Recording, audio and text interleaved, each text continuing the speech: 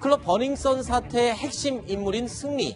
이 경찰이 지난 2월 성접대 의혹에 대해서 내사에 착수한 지 78일 만에 오늘 법원에 출석해서 영장 실질 심사를 받았습니다. 법정에서 어떤 부분 소명하셨습니까? 직접 성매매했다는 혐의 인정하시나요? 자금횡령 혐의 인정하십니까? 성매매 알선 아직도 부인하시는 건가요? 한 말씀 해주시죠. 모든 혐의 아직까지 부인하십니까? 억울하다는 입장이십니까? 아직도 여전히 유지하시는 겁니까? 한 말씀 해주시죠. 구속 여부를 결정짓는 영장 실질 심사 바로 오늘이었습니다. 취재진의 질문이 쏟아지는데도 어느 것 하나 답을 하지 않았습니다. 지난 3월 경찰 출석 당시와는 굉장히 다른 모습인데요. 당시의 모습 확인해 보시죠. 국민 여러분과 조연에서 상처받고 피해받으신 모든 분들께 다시 한번 고개 숙여 사드립니다. 제가 어떤 말씀을 드리는 것보다 진실된 답변으로 성실하게 조사하기 바라겠습니다. 감사합니다. 자, 승리의 태도가 확실히 달라졌습니다.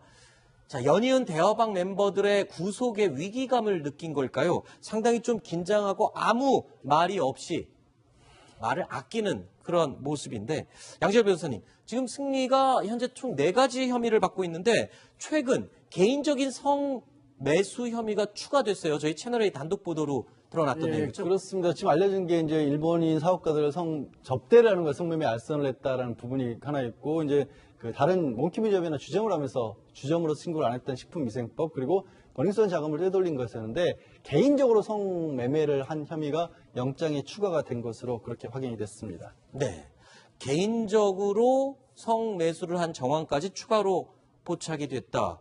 그러니까 승리가 유흥업소 여직원분들을 자신의 집으로 부른 내용까지 경찰이 확인했다는 네, 내용이죠? 2015년 최소 3차례 이상, 3차례 이상 성매수 정황이 있는데 네. 그중에는 이 유흥업소 여종업원을 자신의 자택으로 불러서 성매매를 한 그런 혐의까지도 경찰은 지금 포착했다는 것이거든요. 결정적이었던 것은 유흥업소 관계자들 사이의 금융거래 내역입니다. 네. 성매매에는 대가가 필요하잖아요. 그 대가, 승리 씨가 돈을 건넨 정황을 포착했고 이 성매매를 했다고 지목이 되고 있는 유흥업소 여종업원도 본인이 성매매를 했다는 진술을 한 것으로 알려지고 있습니다. 네. 당사자의 진술 그리고 금융거래 내역이라는 증거까지 정황으로 포착되었기 때문에 네. 경찰은 이 부분 입증하는 데 상당한 자신감을 보이고 있습니다. 자, 승리가 구속의 갈림길에 지금 서 있습니다. 이런 가운데 주목할 점이 하나 있는데요. 그동안 권력 유착 때문에 수사가 지지부진했던 이 경찰의 자신감이요. 어디서 나온 건가?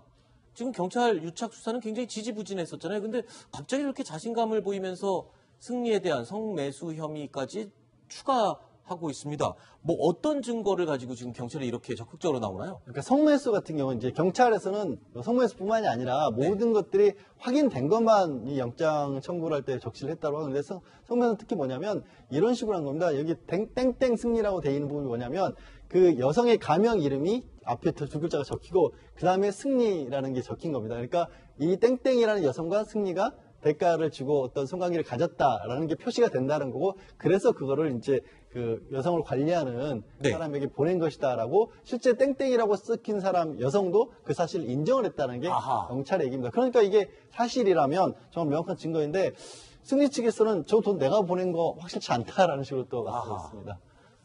어쨌든 이번 사건의 핵심, 본질은 경찰 유착입니다.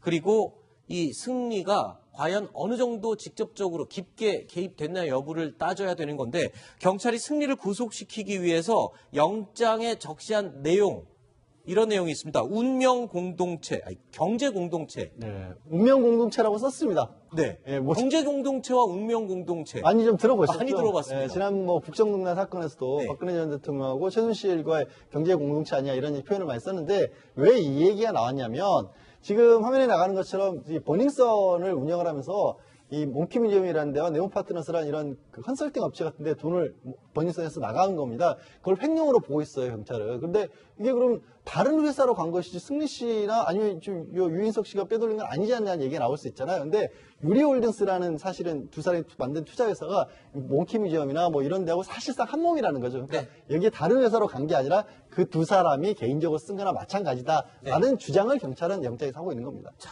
최순실과 박근혜 전 대통령의 경제 공동체로 인해서 그 이후에도 참 이 공동체라는 말이 범죄 혐의를 입증하는데 상당히 다양하게 여러 곳에서 활용이 되는 것 같습니다. 이번 공동체는 어떻게 판단이 내려질까요?